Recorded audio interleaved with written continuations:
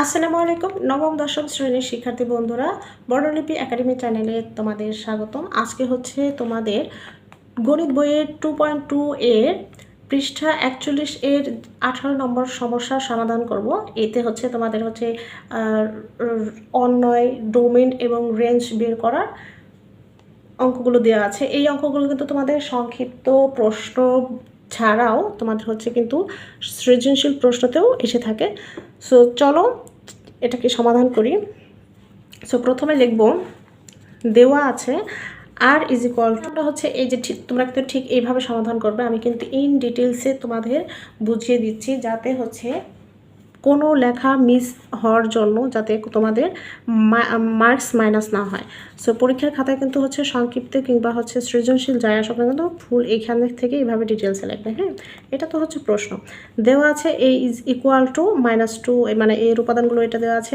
আর এর উপাদান হচ্ছে এক্স ওয়াই এর মান হচ্ছে এতে হচ্ছে বিলংস করে এবং x plus y is equal to 1। আর অন্যয়ে বর্ণিত শর্ত মতে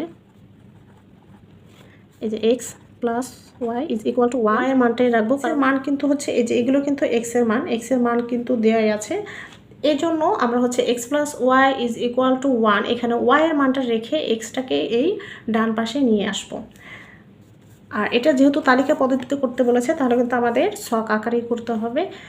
এখন প্রত্যেক এক্স বিলংস টু এ এর জন্য y is equal to 1 minus x এর মান নির্ণয় করি। এটা হচ্ছে x, এটা হচ্ছে y। আচ্ছা, উপাদান আছে হচ্ছে আমাদের 1 2 3 4 5। সো x এর উপাদানগুলো হচ্ছে আমরা বসাতে পারি -2 -1 0 1 2। আচ্ছা, এখানে আমাদের x এর উপাদানগুলো কিন্তু আমরা বসিয়ে ফেললাম, x এর মানগুলো কিন্তু আমরা বসিয়ে ফেললাম। এবার x এর মান যখন হচ্ছে -2 তাহলে এই যে মাইনাসে মাইনাসে কী হবে, মাইনাসে মাইনাসে প্লাস হবে। মাইনাসে মাইনাসে প্লাস হলে আর 1 হচ্ছে তাহলে কত হবে 3। 1 আর +2 হচ্ছে 3, তাহলে y এর মান আসবে 3। আবার x এর মান যখন হচ্ছে -1 তাহলে মাইনাসে মাইনাসে প্লাস 1 + 1 ইজ ইকুয়াল টু 2, তাহলে y এর মান হচ্ছে 2। আচ্ছা, x এর মান যখন 0 তখন y এর মান কিন্তু যেখানে 1 থেকে 0 মাইনাস করলে কি 1ই থাকে, তাহলে y এর মান হচ্ছে 1। এবার x এর মান যখন হচ্ছে 1 তখন 1 থেকে 1 মাইনাস করলে কত থাকে 0, দ্যাট মিন্স y এর মান হচ্ছে 0। এবার x এর মান যদি হচ্ছে আমরা 2 ধরি তার মানে হচ্ছে -2 হলো 1 থেকে প্লাস মাইনাসের মাইনাস, তাহলে -2 থেকে 1 যদি আমরা মাইনাস করি তাহলে হচ্ছে -1 থাকে। আশা করি বুঝতে পেরেছ। এটা খুবই সিম্পল। আমরা হচ্ছে এই x এর জায়গায় -2 বসাবো, তারপর হচ্ছে সেখানে হিসাব করে যা আসবে সেটাই হচ্ছে y এর মান। এবার দেখো আমাদের এর যে হচ্ছে উপাদানগুলো ছিল সেখানে কিন্তু এই 3 ছিল না। এই যে দেখো এর যে উপাদান সেখানে কিন্তু 3 নেই। তার মানে হচ্ছে কি এই যে y এর যে মান 3 এই ঘরটা মানে এই ক্রমজোটটি আমরা হচ্ছে নিতে পারবো না, কারণ হচ্ছে এই 3 ডাজেন্ট বিলং টু এ। আমরা এখানে তাহলে লিখতে পারি যেহেতু 3 ডাজেন্ট বিলং টু এ, মানে ডাজেন্ট বিলং টু এইটুকু থাকলে হচ্ছে বিলংস বোঝায়, এটাকে বিলংসটাকে হচ্ছে কেটে দিলে ডাজেন্ট বিলং টু বোঝায়। তাহলে আমরা লিখতে পারি যেহেতু 3 ডাজেন্ট বিলং টু এ অর্থাৎ অথবা কাজেই এই যে এই ক্রোমোজোটটি কাউকে কিন্তু আমরা নিতে পারবো না। যে কোনো একটা উপাদান যদি হচ্ছে বিলংস না করে তাহলে সেটার ক্রোমোজোর মানে সেটার সাথীকেও কিন্তু হচ্ছে আমরা ওই যে ওইটার সাথে রাখতে পারবো না। তাহলে -2 আর হচ্ছে 3 এটা ডাজেন্ট বিলং টু আর, এখানে ডাজেন্ট বিলং টু আর দিলাম। তাহলে আমরা হচ্ছে এখানে লিখতে পারি সুতরাং আর ইজ ইকুয়াল টু, আর এর উপাদানগুলো কিন্তু এই যে এই ক্রোমোজোটটা বাদ দিয়ে সবগুলোই হচ্ছে আমরা নিতে পারবো -1, 2 0, 1 1, 0 এবং 2, -1 এগুলোই হচ্ছে তোমার আর এর মান। এখানে আমরা অনলাইন না লিখলেও চলবে, অনলাইন মানেই হচ্ছে রিলেশন, আর রিলেশনের জন্য আর। তাহলে এগুলো হচ্ছে আমাদের আর এর উপাদান। এখন আমাদের হচ্ছে বের করতে বলছে এই যে এই আর এর উপাদান আমরা এর আগেও কিন্তু হচ্ছে শিখেছি 17 নম্বরে যে হচ্ছে আর এর উপাদান থেকে ডোম এবং রেঞ্জ বের করা। আমি কিন্তু এর আগেও ডিটেলসে লিখেছি। এখানে জাস্ট এখানে আমরা হচ্ছে বোঝার সুবিধাতে এই পেজে আমি তোমাদের করিয়ে দেব। আমরা জানি হচ্ছে ডোমগুলো হচ্ছে এই প্রথম উপাদানগুলোকে ডোম বলা হয় এবং দ্বিতীয় উপাদানগুলো মানে ক্রোমোজোরের প্রথম উপাদানগুলো হচ্ছে ডোম বলা হয় এবং দ্বিতীয় ক্রোমোজোরগুলো বলা হয় রেঞ্জ। তাহলে এখানে আমরা লিখতে পারি সুতরাং -1 0 1 এবং 2 এটা হচ্ছে তোমার ডোম এবং রেঞ্জ হচ্ছে রেঞ্জের মানে দ্বিতীয় উপাদানগুলো হচ্ছে আমাদের রেঞ্জ। তাহলে আমরা এখানে যে উপাদান পেলাম সেটা হচ্ছে 2 1 2 1 0 এবং -1 দিজ আর দ্য রেঞ্জ। এটাই হচ্ছে আমাদের 18-এর ক নম্বর উত্তর। এবার হচ্ছে আমরা খ নম্বর সমাধানটি করব ঠিক একই ওয়েতে। এখানে দেওয়া আছে কি এফ ইজ ইকুয়াল টু মানে এফ মানে হচ্ছে যে তোমার অন্যের যে মানটা সেটা মান দেওয়া আছে এই যে X belongs to C Y belongs to C এবং Y is equal to 2x। C এর উপাদানগুলো হচ্ছে -1 0 1 2 3। তাহলে আমরা লিখতে পারি দেওয়া আছে, তাহলে দেওয়া আছে কি সি এর যে উপাদানগুলো দেওয়া আছে সেটা আমরা এর যে গঠন পদ্ধতিটা দেওয়া আছে সেটা আমরা হচ্ছে তুলে নিলাম। এই বর্ণনের শর্ত মতে y is equal to 2x। এর আগে কিন্তু আমরা হচ্ছে y এর মানটা কিন্তু এভাবে সরাসরি দেওয়া ছিল না, এবার দেওয়া আছে, সো আমাদের কিন্তু আর এক্সট্রা কিছু বের করতে হচ্ছে না। তাহলে এবারে লিখতে পারি এখন প্রত্যেক x বিলংস টু c এর জন্য y is equal to 2x এর মান নির্ণয় করি। যেহেতু তালিকা পদ্ধতিতে তাহলে আমরা হচ্ছে একটা তালিকা করব, x এবং y এর মানের একটি তালিকা করব। ওহো ছোট হয়ে গেল।